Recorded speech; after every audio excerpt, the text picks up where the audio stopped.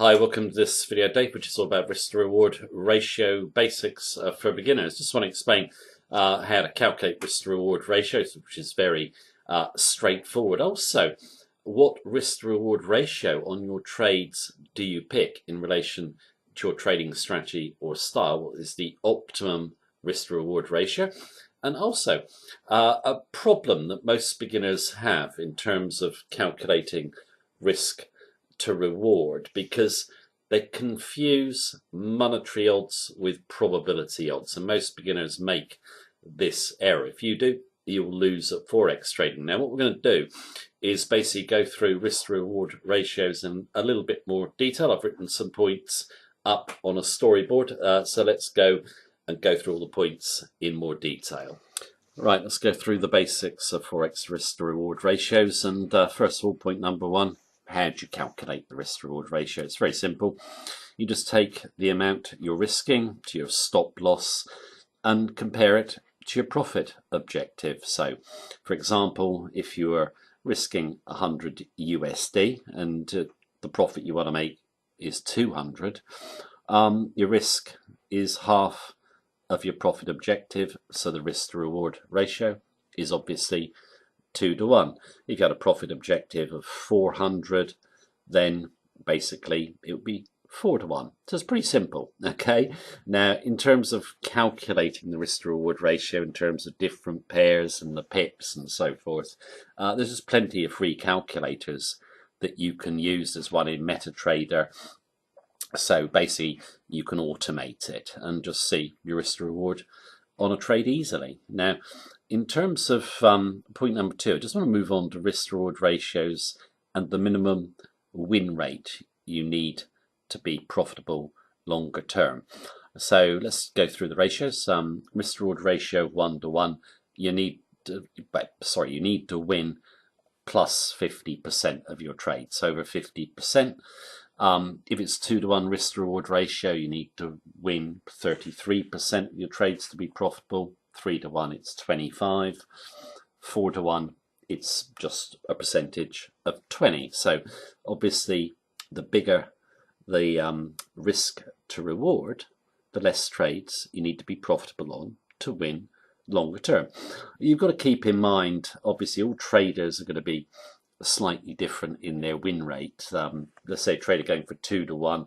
One trader may have a success rate of 40%, another 50%, etc. Okay, and when you calculate the risk to reward ratio, you need to research your strategy, and that risk to reward ratio must make sense within the strategy and what you believe is your trading edge. And you've got to also keep in mind that profits and losses are randomly distributed, so you can get winning streaks and losing streaks. You've got to calculate how much you should risk per trade to ride out losing streaks, for example, which we've done in money management videos.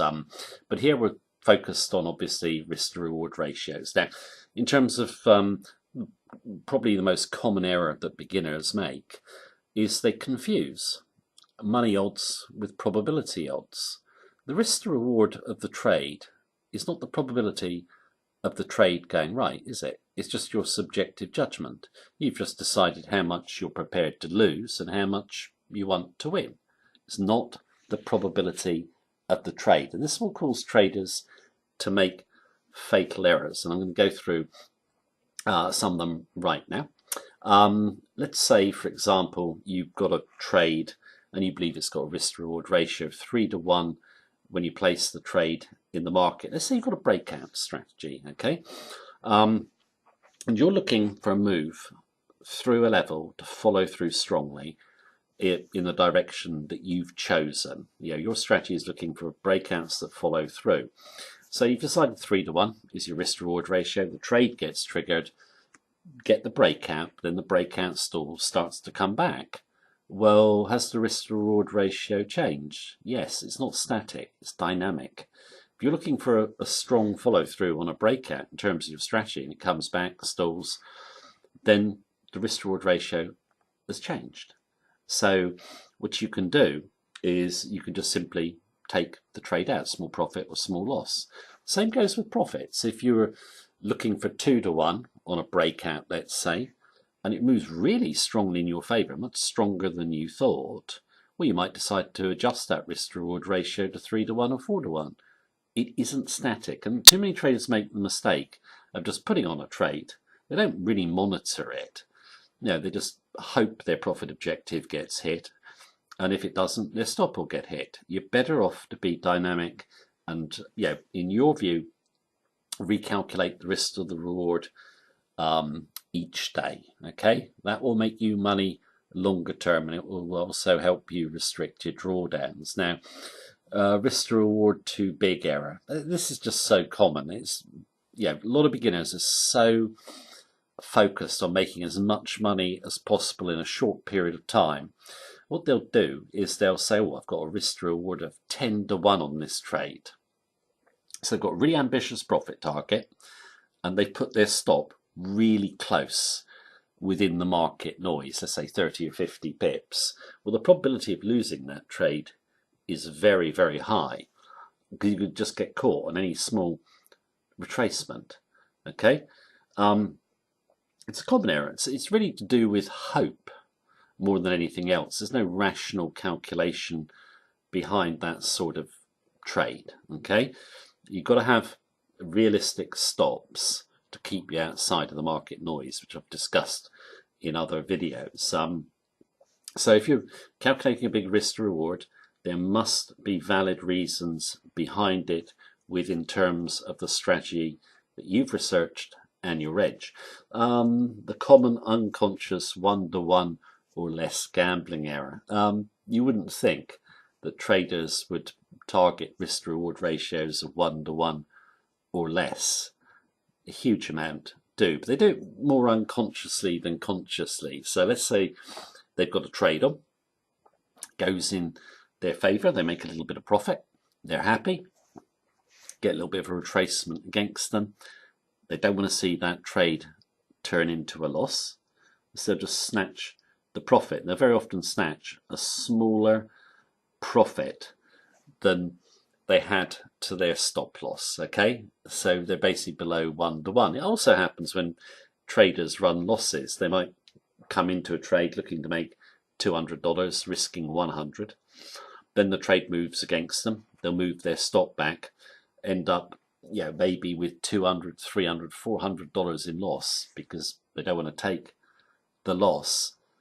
The original profit is basically smaller than the loss they're taking. It makes no logical sense. Okay, but traders do it. We know that obviously you've got to cut losses, you've got to run profits.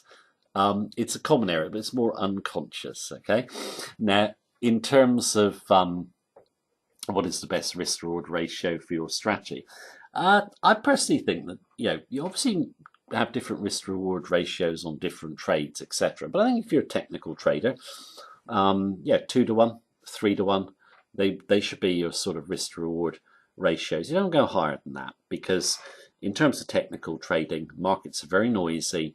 It's very difficult to get a risk reward ratio bigger than that just purely looking at the technicals. Okay, people who do the bigger risk reward ratios like 4 to 1, I know traders who do 10 to 1, they'll have a knowledge of the sentiment behind the chart and the big fundamentals that are driving it, so they can make those ambitious risk to reward ratios, which you can't do just from looking at technicals. I personally think if you're a beginner and you're using a technical strategy, and most traders will, stay with the risk rewards of 2 to 1, 3 to 1, and also they're easier psychologically than going for 4 to 1, 5 to 1, etc. Because sitting on a big profitable trade is very hard for most traders. So beginners, I'd say 2 to 1, 3 to 1. In terms of risk reward ratios, I think one thing you've got to keep in mind all the time is money odds and not probability odds. You've got to work out, in terms of, are you happy with the risk that you're taking if everything goes wrong? Is your trade size at a size that will allow you to take consecutive losses when you hit a losing streak. Okay, that's more maybe to do with money management, how much you should risk per trade, but it's all got to be taken into account. So risk to reward ratios, they are subjective. Okay, I'm not saying that they're not usable, because if you've researched a trading strategy and you know your edge, you know how your strategy works, I think you can confidently use risk to reward ratios. But you've got to be sensible, do your research, and don't fall for the common errors that I've just listed out. And they're very frequent or very common. Okay, so that is really a quick review of the basics of risk to reward ratios. Thank you very much for watching me as usual. Take care. Have a good day.